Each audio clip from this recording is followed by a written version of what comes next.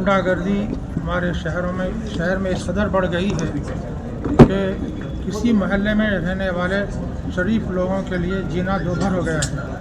वो अगर मकान बनाना चाहते हैं तो मकान नहीं बना सकते, किराए पर देना चाहते हैं तो अपनी मर्ज़ी से किराए पर नहीं दे सकते, और अगर फ़रोख्त करना चाहते हैं तो भी वो बेचारे परेशान हैं, उनके लिए बड़ी बड़ी रुकावटें हैं। ज़ाहिर है इस सिलसिले में बाज़ अहम बातों पर हमारे मुफ्ती रहमानी साहब ने, गियासुद्दीन रहमानी साहब ने रोशनी डाली है। ज़ाहिर है उस पर और खौस की ज़रूरत है।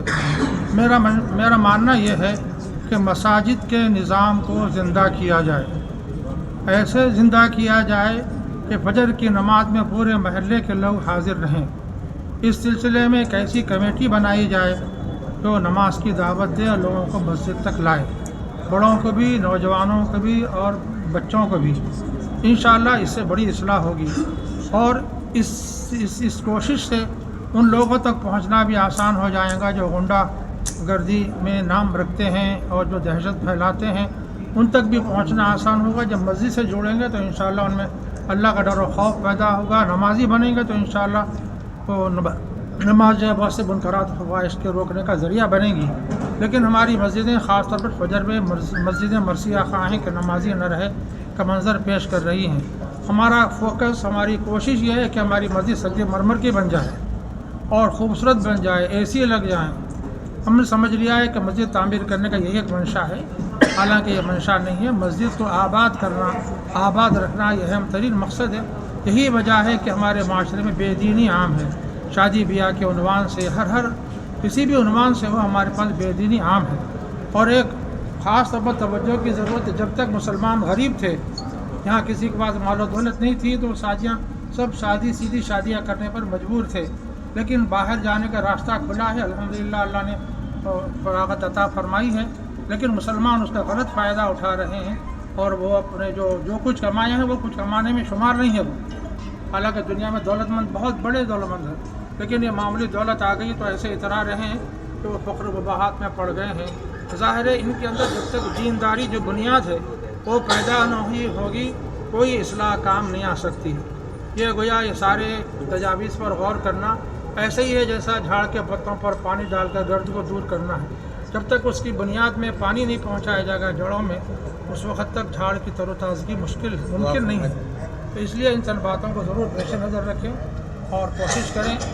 और ऐसी तजावीज़ मैं माफ़ी के साथ अर्ज़ करूँगा कि किसी की नमाज जनाजा न पढ़ाई जाए, तदफीन का कब्रिस्तान में दफन में जगह न दी जाए, खाई साहब निकाह पढ़ना पढ़ाएँ, तो फिर आप सवाल ये पैदा होता है कि हमारा जो मुजरिमाना माहौल का जो मुशारा बन गया है, वो अगर मर जाएंगे तो आखिर उनकी नमाज जनाजा बगैर पढ़े दफन करेंगे।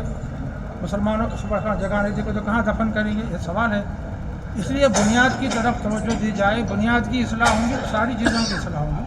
ये चंद बातें बतौर मारूज़ा की पेश की गई हैं। अगर किसी की दिल आज़ारी हो तो माज़रत ख़्वाह।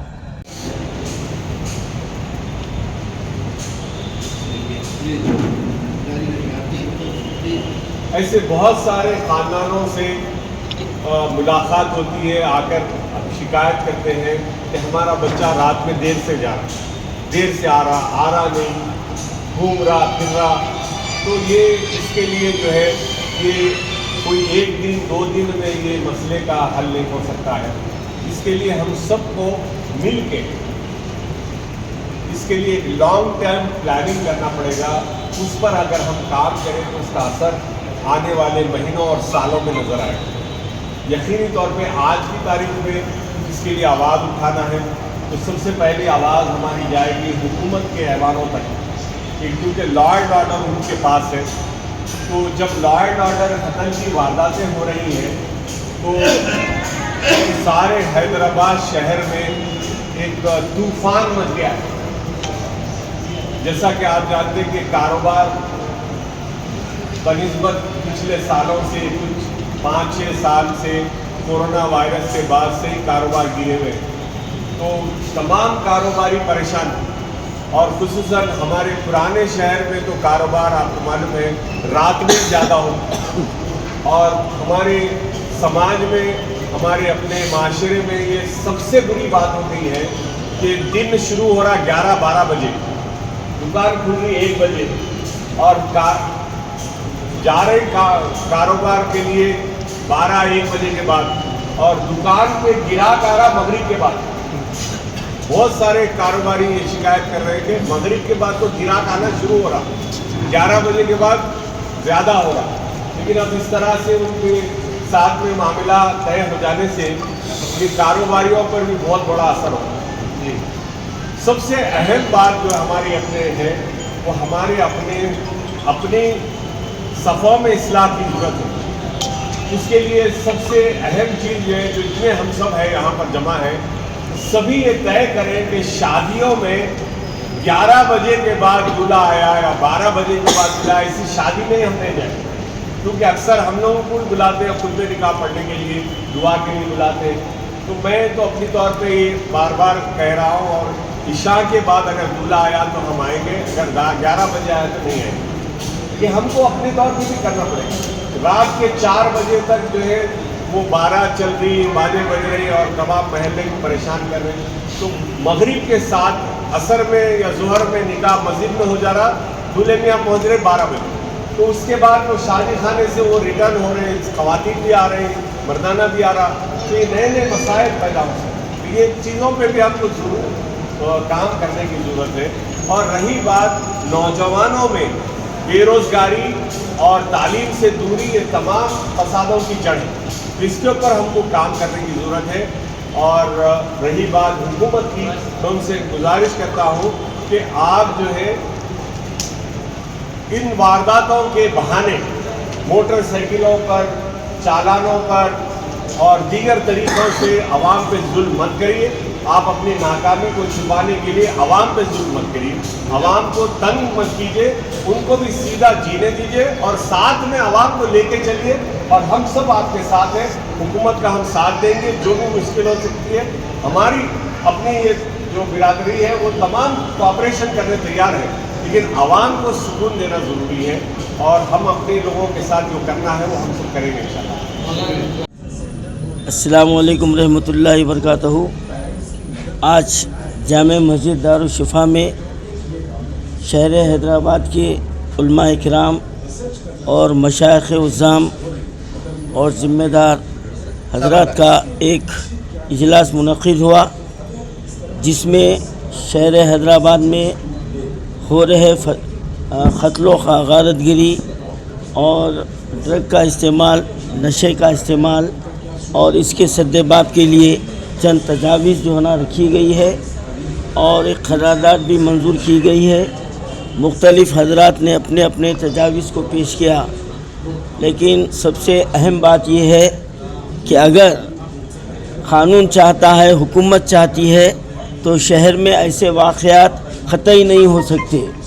और बिलख़ुसूस पुराने शहर में सेलम इलाक़ों में ये वाक़यात का होना एक साजिश का भी हिस्सा हो सकता है, और हमारे नौजवानों को गुमराह भी करने के हम उस पहलू को नज़रअंदाज नहीं कर सकते। आज सेलम इलाक़ों में ड्रग का फैलाव बढ़ गया है, नशावर चीज़ें जो ना खुलेआम बिक रही है, और सूद का कारोबार जो ना तेज़ी से फैलता जा रहा है। क्या इसके असल वजूहात पर क्या क़ानून की नज़र नहीं है? क्या ये पुलिस नहीं जानती कि ये नौजवान नस्ल को इस काम में जो ना कौन जो ना लगाया जा रहा है? तो अगर हुकूमत अगर चाहे तो 24 घंटों में ये वाक़यात जो ना रोक सकती है, लेकिन यहाँ पर देखा ये जा रहा है कि नौजवानों को गलत रास्ते पर डालने वाले भी अपनी एक साजिश के तौर पर जो ना नौजवानों को वरगला रहे हैं, और क़ानून के रखवाले ऐसे लोगों को भी जो है ना नज़रअंदाज कर रहे हैं, जो तकरीबन जो है ना उनका एक रिकॉर्ड मौजूद है। अगर इसको रोका जाए और इन पर सख्ती की जाए तो कोई ऐसी बात जो ना बेमाना नहीं है कि ये वाक़यात का जो है ना इज़ाला हो सके। ये क़ानून की ज़िम्मेदारी है। अब समाजी माशरती जो ख़राबियाँ हैं उनको दूर करना उलमाए किराम, मशाइख़ उज़्ज़ाम की ज़िम्मेदारी है।